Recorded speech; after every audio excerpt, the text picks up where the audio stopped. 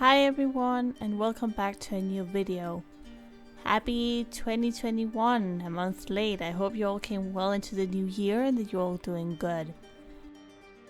Today is the first day of February and it's also February, to which I found that this piece of art was pretty fitting.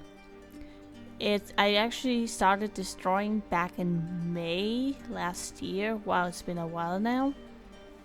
But I just finished coloring it here yesterday and felt that it would be a good fit for the theme of February in general. I want to see slowly if I can get back into making videos for YouTube, whether it be vlogs or speed paints. At the moment probably mainly speed paints, just based on the fact that I don't feel like vlogging at the moment. I don't quite like it right now. So yeah, this is what we're going with.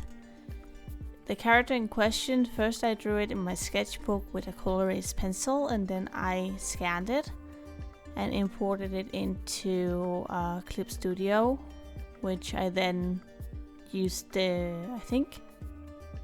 real G pen or something like that for the lines, and just basically started coloring it. Currently I'm working with my iPad since it's nice to have the screen, the portability of that. And I used OBS for the screen recording and whatnot. The character itself, I had just been in a binge watch of different animes, so I was really in the flow. I had just doodled like a full page of fan art the day before. And the character herself is inspired by yokais because we had just been watching Inuyasha. And I was getting pretty hyped because at that time they had also just announced the Yashahime episode. So that's pretty cool. I didn't really know what to do with the coloring of it, and I actually I had a lot of testing around, playing around with how to potentially color it, but I forgot to film that because it was while I was not recording it on my PC. But it worked out anyway in the end.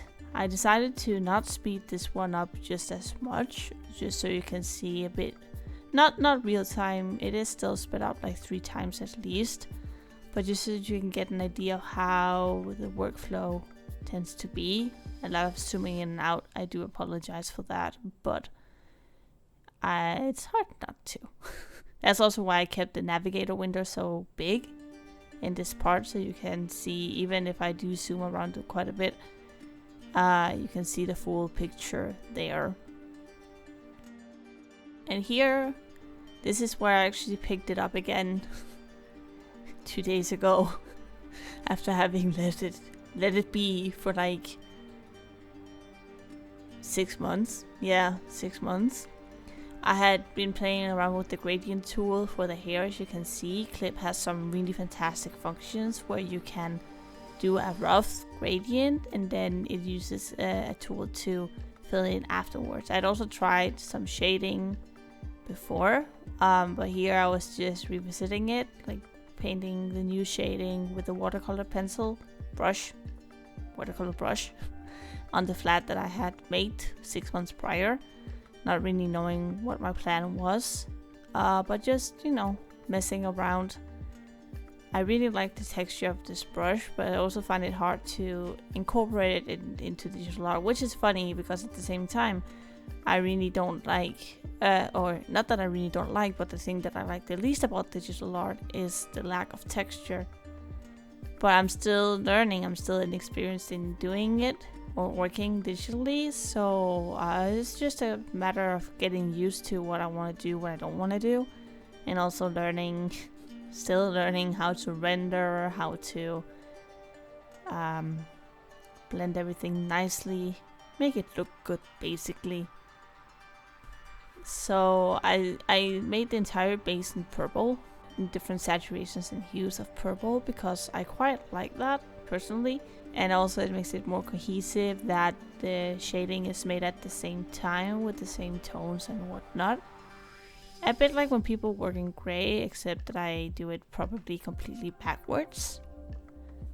But, Again, I'm still learning. I'm still finding what works best for me. I added to the deepest color that I wanted, and then I also added some highlights in some areas, and then you can see in the next bit that I'll be struggling quite a bit with how I want to use this purple that I did make.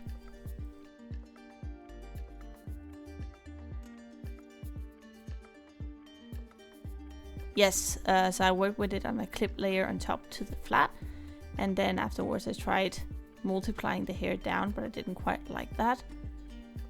And then, what am I doing here? I am finding all the areas that were unfilled before, so filling in transparent areas. Right. The character is nobody in particular, but I quite like her design, and I have 2 other girls that are sketched on the same page that I also have lined, and that next step would be to color them, and then maybe, I don't know, maybe they would come up as stickers or something like that. But anyway, here I started coloring. First I used a brush to fill in just the skin clipped onto the flattened other 2 layers, and it was a watercolor brush again, but this time I just didn't like the texture of that. But either way, I tried filling it in, but then I started using the I tried to multiply onto just to see how it would look, but then I decided to change the hue of the base layer all in all, and then redo it again. Like again, here you can see I'm testing how the layer looks with different lightings. But soon I will jump over to one of my favorite Clip Studio assets at the moment that helps with, like, if you put the line art as a reference layer, it will automatically fill in the empty spaces. But first I was trying other things. Here I had forgotten to put the transparency lock on, and it took me a few tries to realize that I had forgotten that. But I tried to paint over the base layer with a semi transparent brush, but it ate too much of the texture, and I didn't like that. Like, now I had spent time on having the texture, so I wanted it to somewhat show through, you know? But while I struggle with the colors here in the video, I just tell a bit of what I've been up to, because I haven't actually posted anything here since September, I realized, when I was part of the online fantasy festival event for the Danish convention fantasy festival at Esbjerg. And since then I've been busy. I've been working in an internship. I'm gonna start a new internship soon. I have been teaching. I have been translating literature. That has been so interesting. I hope to do more of it. It's been really interesting. And other than that, I'm just trying to find my place in life, I guess. I don't know. I also launched my Patreon. I launched my Patreon. I have reopened my shop, and link to both of these will be in my description.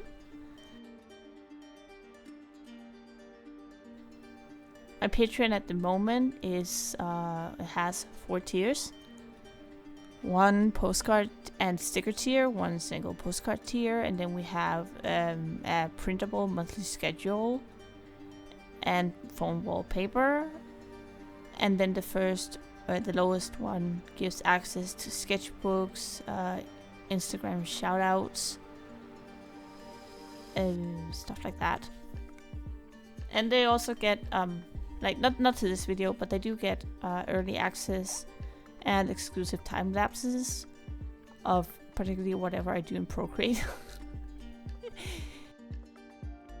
And this sketch was shown to them, or it will be shown to them soon, or has been shown soon. I actually forgot what spread it was in. And here I'm struggling a bit with the tool. Like, the tool, as I say, if you put the line art as the reference layer, it will fill out. But the problem is that it was actually an open area in the bottom. so it wouldn't it wouldn't grab that. So I'm pretty sure I went in and filled it out manually. Yes, I clipped it to the skin layer and then I filled it in manually. So I don't actually think that my process per se has changed a lot. It's just now I'm adapting to actually having a screen to draw on. Here I'm erasing something that should not have been. Fill it in. Yay! And then again I'm trying to see how I want to use the base layer that I made. Now that I made all the colors on each their own layer, I'm trying to multiply. Do I want a soft light? Do I want a hard light, vivid light? It's really fun to see my indecision, so to say. But in the end, this is the one that I set on. I think it was soft light, because then I still had a bit of the texture that I really liked.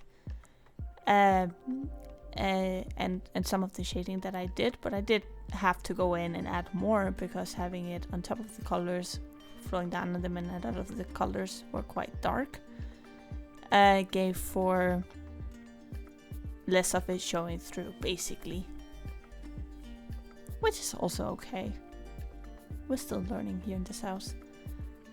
And then to continue on, I clipped a layer on top of the folder. Put everything in the order that I wanted, fixed it up if I had anything to fix. And then I basically went with an airbrush on top of everything and started adding shading. This is how I usually do. I tend to Alright, first I tried to paint it with the line art in the folder, but then I decided against that, and then I went in with this airbrush to shade everything. A bit like the same idea of when I did the flat colors, so everything would have the same cohesive shading, except that this time is softer. Much softer. And still in purple. I quite like working in purple. Although I do change it at a later color, but it's usually my go-to. And then multiply it, soften the, lower the opacity a bit, and then go in with more colors to make it work. But then since I made it on over a folder like that, something's was a bit hard. So like I couldn't really move the shading layer around, because then I would lose all the details. So instead I selected everything in the folder, like all the other layers, and then inverted it and deleted it on the shadow ones, so that everything outside of the flat colors would not be shown. And then I made a layer on top of the shadow where it was the eyes and the lip details, which in hindsight I should probably have put underneath the shadow layer, but hindsight 2020, I guess. Then I started working on the eyes using both the green and the blue color from the color scheme I had picked, and then choosing some lighter and darker colors to work around to make sure that there was some variation, give some life to the eyes, basically. Oh yeah, another thing that I've been really busy with is that right now I'm the graphic moderator on the scene called Boku no Hero Academia Born, or GNHA Born. So it's a mix between Boku no Hero Academia and Bloodborne, which I will be linking to the card there. We are opening pre-orders soon on that project, so I would really, if you like Boku no Hero Academia, if you like Bloodborne, if you like gritty, dark stuff, I thought it might be of interest to you guys, so I will be sharing the link below in case it is.